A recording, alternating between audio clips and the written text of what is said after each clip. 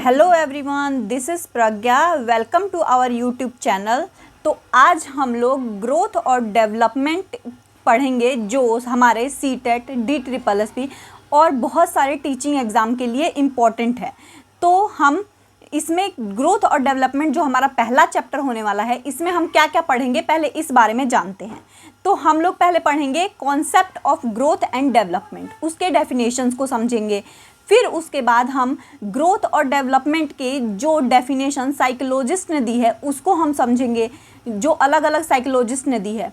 फिर हम ग्रोथ और डेवलपमेंट के डिफरेंसेस को समझेंगे, factor affecting growth and development के बारे में जानेंगे। और फिर उसके बाद लास्ट टॉपिक होगा हमारा प्रिंसिपल ऑफ डेवलपमेंट। तो हम आज इस फर्स्ट चैप्टर में इस टॉपिक को कंप्लीट करने वाले हैं। तो चलिए हम अब अपने नोट्स की तरफ चलते हैं। तो चलिए स्टार्ट करते हैं। Growth and development. ग्रोथ का मतलब क्या होता है? वृद्धि। और डेवलपमेंट का मतलब क्या होता है? विकास। ग्रोथ क्या है? ग्रोथ जो है वो फिजिकल चेंज होता है, जो हमारी बॉडी में फिजिकली चेंज होता है, मतलब जिसको हम देख सकते हैं वो क्या होता है? ग्रोथ बोलते हैं। या फिर हम उसको नाप सकते हैं, क्वांटिटेटिव चेंज होता है, जिसको हम नाप सकते हैं वो होता है ग्रोथ। जैसे अब हमारा जैसे साइज हो गया, हाइट हो गया, वेट हो गया, या बॉडी का स्ट्रक्चर को चेंज करने के लिए इसको नापते हैं, तो ये क्या हो जाता है? हमारा ग्रोथ होता है। और ग्रोथ जो है क्या है? वो डेवलपमेंट का ही पार्ट है, ये कहीं अलग नहीं है, ये डेवलपमेंट का ही पार्ट है। अब है डेवलपमेंट। डेवलपमेंट क्या है? एक मतलब कि बहुत ज़्यादा व्यापक, मतलब कॉम्प्रिहेंसिव वर्ड है, जो मतलब लगातार चलता रहता है। ये कभी मतलब रुकता नहीं है, ये हमेशा चलता रहता है। ये या तो कभी धीरे हो जाएगा या तो कम हो जाएगा, लेकिन कभी भी रुकेगा नहीं। और डेवलपमेंट में quantitative as well as qualitative change दोनों ही मिक्स होके आता है। मतलब कि हमारा फिजिकल, मेंटल, इमोशनल और सोशल सारा जो होता है वो क्वालिटेटिव में और क्वांटिटेटिव दोनों मिलके ही होता है। जैसे अब हमारा बिहेवियर का चेंज होना, जैसे हमारे स्किल्स का चेंज होना, तो ये क्या हो जाता है? डेवलपमेंट में आता है। अब अलग अलग साइकोलॉजिस्ट ने, जो मनोवैज्ञानिक हैं, उनके अनुसार जो डेवलपमेंट का डेफिनेशन है वो क्या है वो देखते हैं। तो J.E. एंडरसन ने कौन सा जो है हमारा डेवलपमेंट का दिया है, तो देखिए इन्होंने क्या बोला है कि डेवलपमेंट कैसा चेंज है? बिहेवियर में चेंज है। इन्होंने क्या बोला है कि डेवलपमेंट क्या है? एक बिहेवियर में चेंज को डेवलपमेंट बोलते हैं। अब दूसरे जो है हमारे साइकोलॉजिस्ट हरलॉक, इन्होंने क्या कहा है? इन्होंने कहा है कि डेवलपमेंट एक प्रोग्रेसिव सीरीज होती है जो ऑर्डर में चलती है, और हम इसको प्रिडिक्ट भी कर सकते हैं। तो इन्होंने क्या बोला है कि डेवलपमेंट क्या है? प्रोग्रेसिव सीरीज होती है जो ऑर्डर में चलती है, और हम इसको क्या कर सकते हैं? प्रिडिक्ट कर सकते हैं, मतलब ये प्रिडिक्टेबल पैटर्न होता है। आगे तीसरा किसने दिया है? गेसेल्स ने दिया है, जो इन्होंने क्या बोला है कि डेवलपमेंट क्या है? एक कॉन्टिन्यूअस प्रोसेस होता है जो बर्थ से लेके डेथ तक चलता है। जैसे हम जन्म से लेके मृत्यु तक चलता है, या फिर हम इसको बोल सकते हैं, जो हमारा किताबी लैंग्वेज है उसमें बोल सकते हैं वूम से लेके टूम तक चल सकता है। तो कहाँ से? बर्थ से लेके डेथ तक चल सकता है। ये किसने बोला है? गेसेल्स ने बोला है। वैन डेलन ने क्या बोला है कि डेवलपमेंट क्या है? एक कॉम्प्लेक्स प्रोसेस है। अब ये क्या है? कॉम्प्लेक्स प्रोसेस है, और इसका जो जुड़ा हुआ है स्ट्रक्चर और फंक्शन दोनों एक साथ ही जुड़ा हुआ है, ये अलग अलग नहीं। तो ये थे हमारे साइकोलॉजिस्ट के डेफिनेशन। आगे बढ़ते हैं। आगे क्या है? अब हम पढ़ेंगे difference between growth and development, मतलब ग्रोथ और डेवलपमेंट में डिफरेंस क्या होता है, तो इसको देखते हैं। तो देखिए, अब ग्रोथ का जो नेचर होता है वो कैसा होता है, और डेवलपमेंट का नेचर कैसा होता है। तो ग्रोथ का नेचर क्या होता है? क्वांटिटेटिव होता है, मात्रात्मक होता है। मतलब हम इसको नाप सकते हैं, जैसे हमारे वेट बढ़ गया, जैसे हमारा साइज बढ़ गया, जैसे हमारी हाइट बढ़ गई, तो हम इसको नाप सकते हैं, इसको देख भी सकते हैं। डेवलपमेंट क्या है? क्वालिटेटिव प्लस क्वांटिटेटिव दोनों ही होता है, मतलब हम इसको नाप भी सकते हैं और इसको महसूस भी कर सकते हैं। जैसे अब नापना तो जैसे हाइट वगैरह नाप सकते हैं, लेकिन महसूस, अब इंटेलिजेंस को महसूस नहीं किया जा सकता है, तो इसलिए क्या है, डेवलपमेंट महसूस भी कर सकते हैं और नाप भी सकते हैं। स्कोप कैसा होता है ग्रोथ और डेवलपमेंट का, तो स्कोप है, ये ग्रोथ क्या है, नैरो होता है, मतलब संकुचित होता है या फिर सीमित होता है, केवल शरीर तक ही सीमित रहता है। ये शारीरिक विकास ही होता है और शरीर तक सीमित रहता है।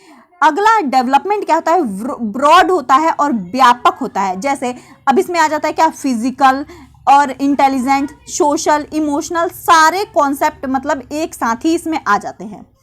और अब ड्यूरेशन क्या होता है इसका, तो जो ग्रोथ है वो कुछ टाइम के बाद रुक जाता है। ग्रोथ क्या हो जाता है, कुछ टाइम के बाद रुक जाता है।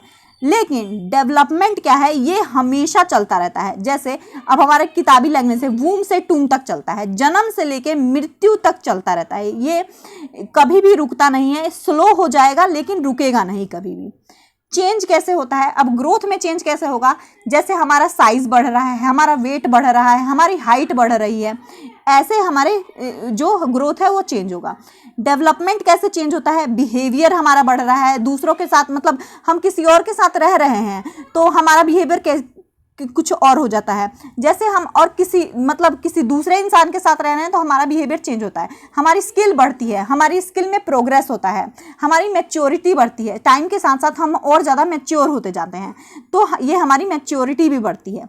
अब हम इसको मेजर कैसे करते हैं ग्रोथ को, तो ग्रोथ एक्यूरेट मेजर कर सकते हैं ग्रोथ को। मतलब अब देखिए, इतने केजी हमारा वेट बढ़ गया तो हम कितने 40 से 50 केजी हो गए, तो हम क्या वेट को हमने मेजर कर लिया कि इतने केजी हो गए, हम 5 फुट से 5 फुट 3 इंच हो गए, तो हम इसको मेजर कर सकते हैं कि हम इसमें बढ़ सकते हैं। तो ये बिल्कुल एक्यूरेट मेजर कर सकते हैं। लेकिन डेवलपमेंट को हम एक्यूरेट मेजर नहीं कर सकते हैं। हम डेवलपमेंट को क्या कर सकते हैं, सिर्फ ऑब्जर्व कर सकते हैं बिहेवियर को देख के। अब प्रोसेस कैसा होता है, सेलुलर प्रोसेस होता है, मतलब जो हमारी कोशिकाएं हैं उसका बढ़ना, उसका घटना, उसका विभाजन होना। तो ग्रोथ का क्या होता है, सेलुलर प्रोसेस होता है। डेवलपमेंट क्या होता है, ऑर्गेनाइजेशनल प्रोसेस होता है, मतलब संगठनात्मक, मतलब सब जुड़े हुए हैं। डेवलपमेंट में क्या है, सब कुछ जुड़ा हुआ है, कुछ भी अलग नहीं है।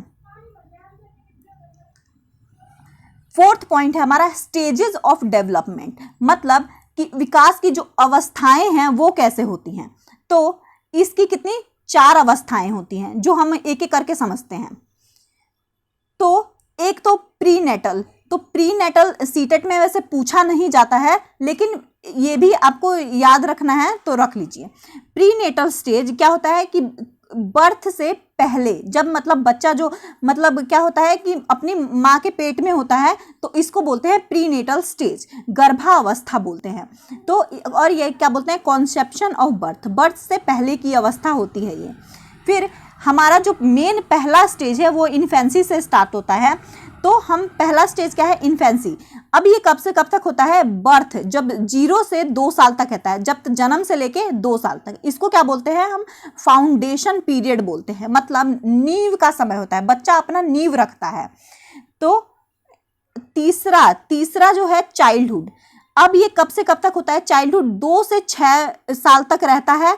इसको क्या हम बोल सकते हैं, प्रॉब्लम एज बोल सकते हैं, आस्क एज बोल सकते हैं। मतलब बच्चा जो है बहुत ज़्यादा मतलब सवाल पूछता है, बच्चा क्या करता है, बहुत ज़्यादा एक दूसरे से सवाल पूछता है। इसको क्या बोलेंगे हम, 2 से जो 6 साल तक है उसको अर्ली चाइल्डहुड बोलते हैं, और जो 6 से 12 साल तक है उसे लेटर चाइल्डहुड बोलते हैं। इसमें क्या होता है, बच्चा गेंग एज, मतलब कि गेंग एज बोलेंगे, एडजस्टमेंट एज बोलेंगे, मतलब कि बच्चा क्या है जो दोस्तों के साथ रहना ज़्यादा पसंद करेगा। अब उसको मतलब एडजस्ट करना पड़ेगा, नए माहौल में जाके वो एडजस्ट करना है, तो उसको वो एडजस्ट वगैरह करना पड़ता है। तो ये हो जाता है चाइल्डहुड। अब है फोर्थ पॉइंट है अडोलोसेंट एज, किशोर अवस्था, जो कब से कब तक होती है, 12 से लेके 18 तक या 19 तक रहती है। इसको क्या बोलते हैं, स्ट्रेस एंड स्टॉर्म का एज भी बोलते हैं, मतलब तनाव और तूफान की अवस्था बोलते हैं। मतलब बच्चा सोचता है कि मैं क्या करूं, मैं क्या बनूं, मतलब अपने बारे में ही सोचता है कि मैं, मतलब वो बहुत ज़्यादा, मतलब कि जैसे अब सोचेगा कि मैं क्या करूं आगे, अपनी लाइफ को लेके सोचेगा कि मैं अपने फ्यूचर में क्या बनना चाहता हूं, अपने लिए क्या करना चाहता हूं, वो ये चीज़ करेगा। और पांचवा है अडल्टहुड, व्यस्तता, जो 18 साल से ऊपर की जो है वो अवस्था होती है, 18 साल से ऊपर की अवस्था होती है। इसमें क्या होता है, बच्चा बहुत ज़्यादा मैच्योर हो जाता है और वो अडल्ट, मतलब पूरी तरह क्या होता है, परिपक्व हो जाता है। पांचवा पॉइंट है हमारा फैक्टर अफेक्टिंग डेवलपमेंट। अब मतलब डेवलपमेंट जो है, विकास जो है, प्रभावित करने वाले जो कारक होते हैं वो कैसे होते हैं। तो इसके दो कारक होते हैं, एक इंटरनल, एक एक्सटर्नल। अब इंटरनल फैक्टर को हम हेरिडिटी फैक्टर भी बोल सकते हैं या नेचर फैक्टर भी बोल सकते हैं। और नेचर और नर्चर डिबेट ये हर टीचिंग एग्जाम में पूछा जाता है, तो इसको ध्यान से पढ़िए। तो इंटरनल या हेरिडिटी फैक्टर, या हम इसे नेचर भी बोल देते हैं। तो ये नेचर कैसे होता है, तो ये हमारे पेरेंट्स से ही मिला होता है, हमारे मतलब जो बच्चे में हम जीन से मिला होता है, या जो पेरेंट्स के मतलब अंदर होता है, जैसे हमारे स्किन का कलर हो गया, हमारा इंटेलिजेंट लेवल हो गया, या तो हमारा जो क्या होता है, जो हमारे पेरेंट्स के अंदर जो चीज़ें होती हैं वो हमारे अंदर आ जाती हैं, जैसे हाइट हो गया, या फिर बॉडी का स्ट्रक्चर हो गया, या स्किन का कलर हो गया, या बेसिक इंटेलिजेंस होती है वो भी आ जाती है। जैसे और हेरिडिटरी डिजीज़ भी, जैसे मतलब जो हमारे पेरेंट्स को डिजीज़ हुए होते हैं वो भी मतलब आ जाते हैं। तो ये क्या होता है, हमारा हेरिडिटी या इंटरनल फैक्टर, या इसे नेचर फैक्टर भी बोलते हैं। दूसरा है एक्सटर्नल फैक्टर, जो हमारा क्या है, एनवायरमेंटल फैक्टर बोलते हैं या नर्चर फैक्टर बोलते हैं। ये क्या होता है, ये हमारे बाहरी जो एनवायरमेंट होता है उससे इन्फ्लुएंस होता है। और ये कब से कब तक, मतलब ये बचपन से लेके, मतलब गर्भ से लेके मृत्यु तक ये हमेशा मतलब चेंज होता रहता है या फिर बदलता रहता है। और जैसे जैसे हम एनवायरमेंट को चेंज करते रहेंगे, हमारा नेचर, हमारा बिहेवियर चेंज होता रहेगा। जैसे फैमिली के एनवायरनमेंट में रह रहे हैं हम, तो फैमिली के जैसा एनवायरनमेंट हो जाएगा। न्यूट्रिशन क्या खा रहे हैं उस हिसाब से हमारे खाने के ऊपर हमारी बॉडी भी डिपेंड करेगी। एजुकेशन किस तरह का ले रहे हैं, किस तरह के एनवायरनमेंट में रह रहे हैं, उस तरह से कैसे हम सोशियो इकोनॉमिक्स एनवायरनमेंट में रह रहे हैं, तो उस तरह के एनवायरनमेंट से भी हमारा ये एनवायरनमेंट या एक्सटर्नल फैक्टर इफेक्ट होता है। आगे बढ़ते हैं, तो हमारा है अदर सब फैक्टर। अदर फैक्टर्स में जैसे न्यूट्रिशन, हम मतलब खाना कैसे खाते हैं, तो उसके वजह से इमोशनल क्लाइमेट, मतलब हमारे आसपास का क्लाइमेट कैसा है, जैसे कोई हमें डांट रहा है या फिर कोई हमें प्यार से बात कर रहा है, वो कैसा है, उस पे के ऊपर भी डिपेंड करता है। अपॉर्चुनिटी, मतलब हमें खेलने का अवसर या कुछ सीखने का अवसर कैसे मिल रहा है, तो ये सारी चीज़ें भी हमें मतलब इससे भी हमारा जो डेवलपमेंट इफेक्ट होता है और बहुत ज़्यादा इफेक्ट होता है। बहुत ज़्यादा इंपॉर्टेंट पॉइंट है, डेवलपमेंट क्या है, प्रोडक्ट है किसका, हेरिडिटी और एनवायरनमेंट का प्रोडक्ट है।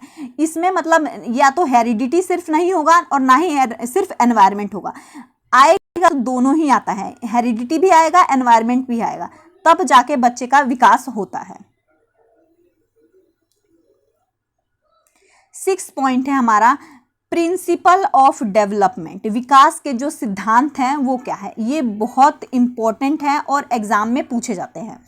तो प्रिंसिपल ऑफ कॉन्टिन्यूटी डेवलपमेंट। अब प्रिंसिपल ऑफ कॉन्टिन्यूटी पहला पॉइंट है, मतलब डेवलपमेंट क्या है, कॉन्टिन्यूअस चलता है, मतलब वूम से लेके टूम तक चलेगा, मतलब जन्म से लेके मृत्यु तक चलेगा, ये रुकता नहीं है, स्लो या तेज हो सकता है लेकिन रुकेगा नहीं। दूसरा हमारा पॉइंट है principle of generality to specific, मतलब जनरल से स्पेसिफिक, मतलब जैसे पहले बच्चा क्या करता है कि सिर्फ पेन पकड़ना सीखता है, फिर बच्चा क्या करता है उस पेन को कॉपी पे लिखना सीखता है, फिर उसके बाद क्या करता है उसको स्पीड में लिखना सीख करता है। फिर अगर राइटिंग खराब है तो उसको इम्प्रूव करता है। मतलब पहले धीरे धीरे चीज़ें क्या हुई, जनरल चीज़ें सीखेगा, फिर स्पेसिफिक, फिर मतलब उसको बढ़ाएगा, स्पेसिफिक चीज़ें सीखता है। तो क्या है, principle of general to specific. अगला है प्रिंसिपल ऑफ सेफेलोकोडल। सेफेलोकोडल क्या होता है, अब देखिए सेफेलोकोडल को कैसे याद करेंगे, सेफेलो मतलब सिर, सिर से लेके पैर तक। तो सेफेलोकोडल सिर से लेके पैर तक का सिद्धांत, मतलब बच्चा जो है पहले अपना सर संभालना चालू करता है और उसके बाद अपना पैर संभालता है। तो इसको क्या बोलते हैं कि development proceed from head to toe. मतलब डेवलपमेंट कैसे चालू होता है, सर से और टो तक, पैर से लेके मतलब सर से लेके पैर तक चालू होता है। पहले सर संभालेगा, उसके बाद पैर संभालेगा। Principle of proximo distal. अब प्रिंसिपल ऑफ प्रॉक्सिमो डिस्टल क्या है कि केंद्र से बाहर की ओर, मतलब कि हमारा क्या होगा, पहले हमारा हार्ट डेवलप होएगा, उसके बाद क्या होगा, हमारे जो हाथ वगैरह है या फिर हाथ की उंगलियां वगैरह हैं वो डेवलप होएंगी। जैसे कि अब बच्चा पहले पूरे हाथ से, मतलब जो रिएक्ट करता है वो पूरे हाथ से करेगा, लेकिन धीरे धीरे वो उंगलियों से करने लग जाएगा। तो ये क्या हुआ, हमारा प्रॉक्सिमो डिस्टल हुआ, केंद्र से बाहर की ओर का सिद्धांत होता है। आगे है प्रिंसिपल ऑफ इंटीग्रेशन, मतलब कि डेवलपमेंट क्या है, पूरा सब कुछ एक साथ ही होता है। ये नहीं है कि पहले पैर बड़ा हो गया या फिर पहले उंगलियां चलने लग गई, ऐसा नहीं होता। होगा तो सब कुछ एक साथ ही होता है। कि जैसे बच्चे ने पहले पूरा हाथ पकड़ना चालू किया, पूरे हाथ से पकड़ना चालू किया, फिर उसके बाद धीरे धीरे उंगलियों से पकड़ना चालू किया, उसके बाद यही क्या होता है, पूरा इंटीग्रेशन, मतलब पूरा जुड़ता जाता है। अगला प्रिंसिपल है principle of inter relation. Principle of inter relation मतलब डेवलपमेंट क्या है, सब में जुड़ा हुआ है। जैसे हमारा फिजिकल, मेंटल, इमोशनल, सोशल, मतलब सारा ये जो फिजिकल है, मेंटल है, इमोशनल है और सोशल डेवलपमेंट, ये सारा एक दूसरे से जुड़े हुए हैं। मतलब एक भी डेवलपमेंट नहीं बढ़ा तो हमारा मतलब क्या होगा कि बच्चे का विकास रुक जाता है, या तो धीमा हो जाता है।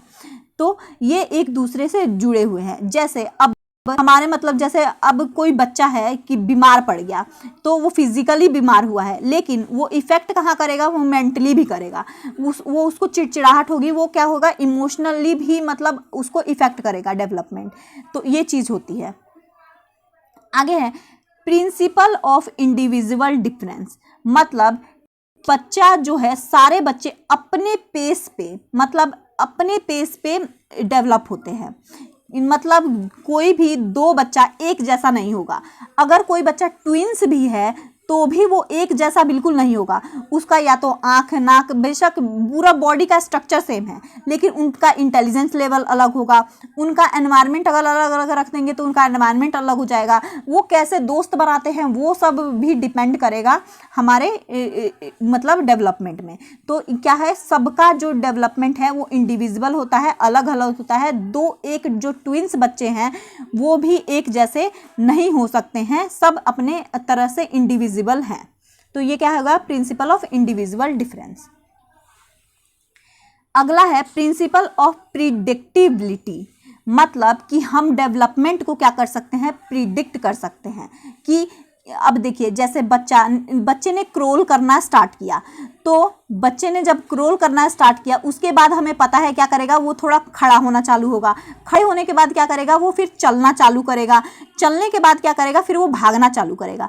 अब कहीं भी हो, किसी भी देश का बच्चा हो या कहीं का भी बच्चा हो, वो पहले ही भाग चालू नहीं कर देगा, या तो पहले ही मतलब पहले भागना चालू नहीं करेगा, बाद में क्रोल करना चालू नहीं करेगा। तो ये क्या है कि ये हम प्रिडिक्ट कर सकते हैं कि क्रोल करना चालू किया है तो अब खड़ा होगा, खड़ा हुआ है तो अब क्या करेगा, अब चलना चालू करेगा, चलना चालू किया है तो भागना चालू करेगा। तो ये क्या हो गया, प्रिंसिपल ऑफ प्रिडिक्टिबिलिटी हो गया। अब प्रिंसिपल ऑफ स्पाइरल और लीनियर, तो अब देखिए स्पाइरल वर्सेस लीनियर में क्या है, डेवलपमेंट कभी भी स्ट्रेट लाइन में नहीं होता है। मतलब अब क्या है, बिल्कुल अब कोई बच्चा जो है 6 महीने में चलना चालू करता है, कोई बच्चे को 7 महीने लग जाते हैं, किसी बच्चे को 8 महीने लग जाते हैं, किसी का सीखने का स्पीड बहुत तेज होता है, कोई धीरे धीरे सीखता है। तो ये क्या है, बिल्कुल स्ट्रेट लाइन में नहीं होता है, ये क्या होता है, स्पाइरल होता है। मतलब कभी कभी धीमी गति से भी चलेगा, कभी कभी तेज गति से भी चलेगा। तो ये होता है प्रिंसिपल ऑफ स्पाइरल और लीनियर। तो अब हमारा ये ग्रोथ और डेवलपमेंट का टॉपिक आज यहीं पे कंप्लीट होता है। तो हमने ये जो पढ़ाने का जो नया तरीका है उसको करके दिखाया है।